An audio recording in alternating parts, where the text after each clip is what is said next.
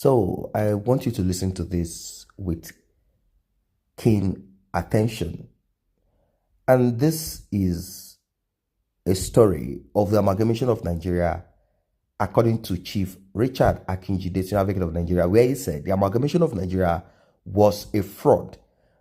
I'm sure a lot of people know this already, that Nigeria is a fraud. The amalgamation and the creation itself is a fraud.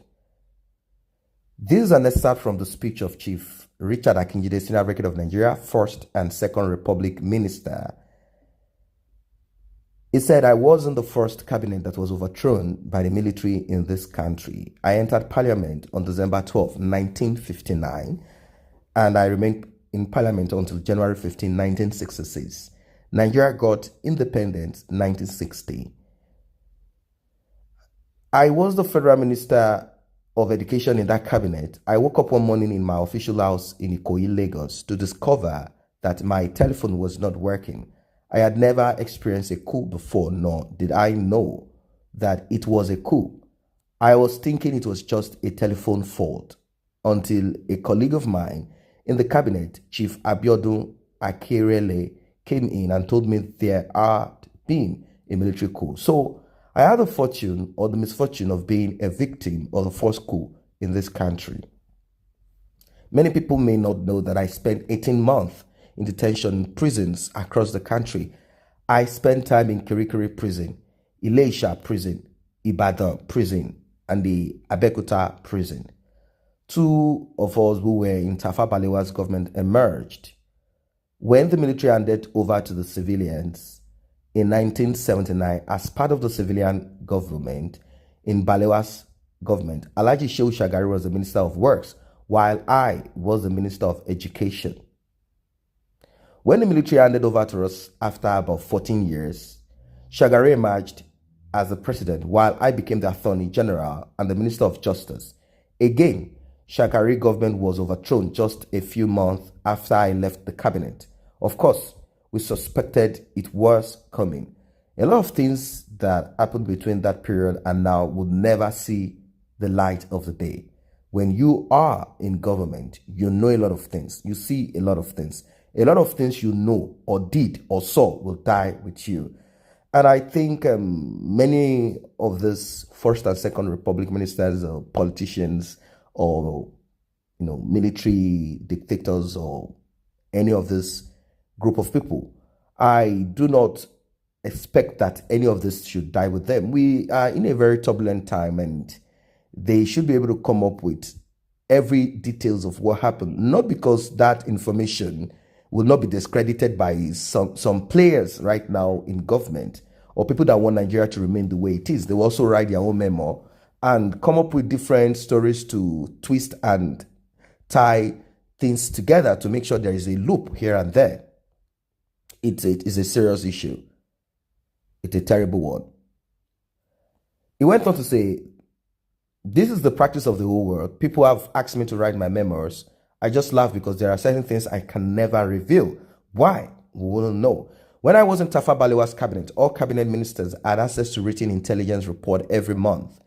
That was the practice at that time. But when Shagari came in, for reasons which I cannot explain, that practice was no longer followed. But by virtue of my duties as the Attorney General and as a member of the National Security Council, I continue to have access to some sensitive matters and materials. Nigeria is a very complex country. Our problems did not start yesterday. It started about 1894. Lord Lugard came here about 1894, and many people did not know that Major Lord Lugard was not originally employed by the British government. It was employed by companies, and that exactly is how the world works. I have known this over time, that the structure of the world is run like a business center. That is how they ran some parts of Europe in those days, and that is the same idea that birthed the colonization of Africa as a country, as a continent, and they shared it amongst themselves as a business enterprise where they use the people. It's the same idea of slavery where they make use of people. It's all about using of people here and there with different structures that you put in place, and it's the same they did over time, and it's the same indirect. They did the indirect rule, and now they are doing what they call the neo-colonization And that is what we are saying at the moment. So he went on to say that he was employed by companies. He was first employed by East Indian Company, then by the Royal East African Company, and then by the Royal Niger Company.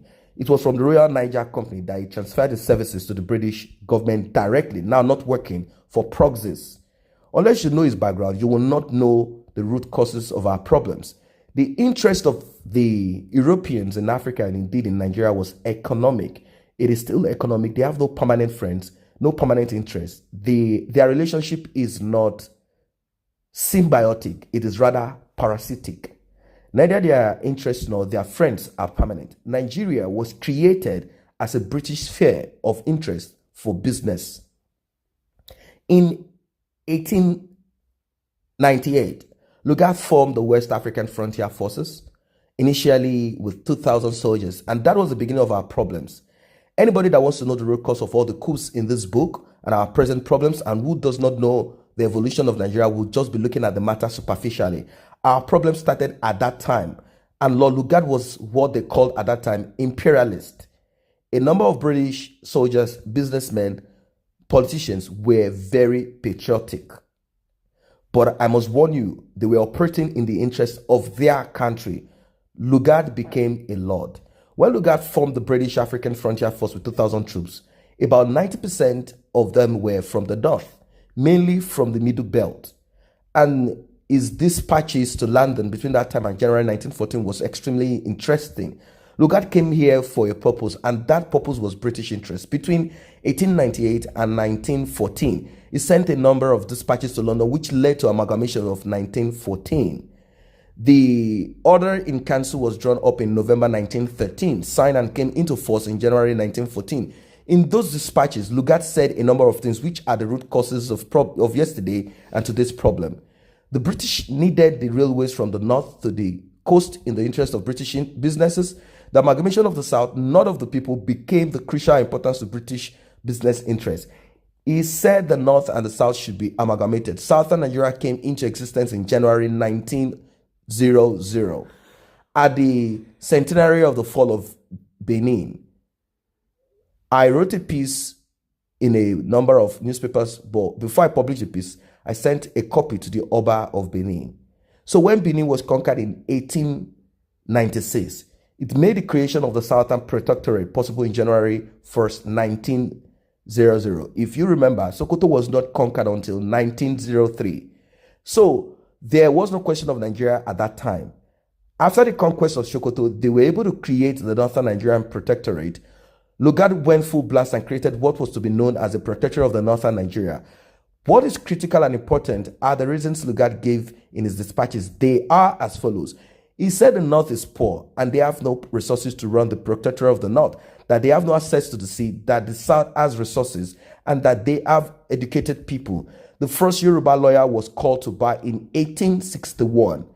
That shows how far the Yorubas have been in education and how intelligent they are. But right now, there should be more to be done, because what is happening right now is not acceptable. Therefore, he went on, because it was not the policy of the British government to bring the taxpayers' money to run the protectorate, it was the interest of the British taxpayer that there should be an amalgamation. But what the British amalgamated was the administration of the North and the South. That is one of the root causes of the problems of Nigeria and Nigerians today. When the amalgamation took effect, the British government sealed off the South from the North.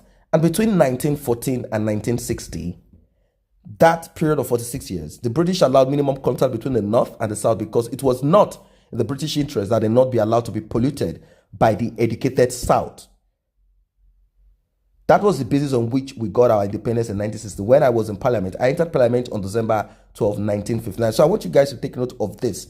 He said, between 1914 and 1960, that was a period of 46 years. The British allowed minimum contact between the North and the South, because it was not the British interest that they not be allowed to be polluted by the educated South. So they do not want education. When the North formed a political party, the Northern leaders called it Northern People's Congress, NPC. They didn't call it Nigerian People's Congress. That was in accordance with the dictum and policies of Lugard. When Aminu Akano formed his own party, it was called Northern Elements Progressive Union, NEPU, not Nigerian Elements Progressive Union. It was only Awolowo and Zik who were mistaken that there was anything called Nigeria. In fact, so-called Nigeria created in 1914 was a complete fraud. It was created not in the interest of Nigeria or Nigerians, but in the interest of the British. And that was the structure created. The structures created were as follows. Northern Nigeria was to represent England, Western Nigeria like Wales, Eastern Nigeria to be like Scotland. In the British structure, England was a permanent majority in the House of Commons. There was no way Wales can ever dominate England. Neither can Scotland dominate England. But they were very shrewd. They should allow a Scottish man to become prime minister. They would allow a Welshman to become prime minister in London. But the fact remains that the actual power is rested in England until date. If you want to confirm that, this is the structure. That was what Lugard created in Nigeria, a permanent majority for the North. The population figure is also a fraud. In fact, a British colonial civil servant who was involved in the fraud was trying to expose it, but he was never allowed to publish it. The analysis is as follows. If you look at the map of West Africa, starting from Mauritania to Cameroon, and take a population of each country as you move from the coast to the savannah, the population decreases. Conversely, as you come from the desert to the coast, right from Mauritania to Cameroon, the population increases. The only exception throughout the zone is Nigeria. Nigeria is the only zone whereby you go from coast to coast to the north, the population increases, and you come from north to the coast, the population decreases. Well, geographers, anthropologists, and population experts draw your conclusion. Someone has told me that the last population census was done by a computer. What nonsense. A computer is as good as its programmer. A computer will produce what you ask it to produce. I have read this book from cover to cover. This is a fantastic book. I want us to find a way to ensure that many Nigerians read this book. It is a raw material for future authors. Talking of the first coup, when Balewa got missing, we got Okotebo.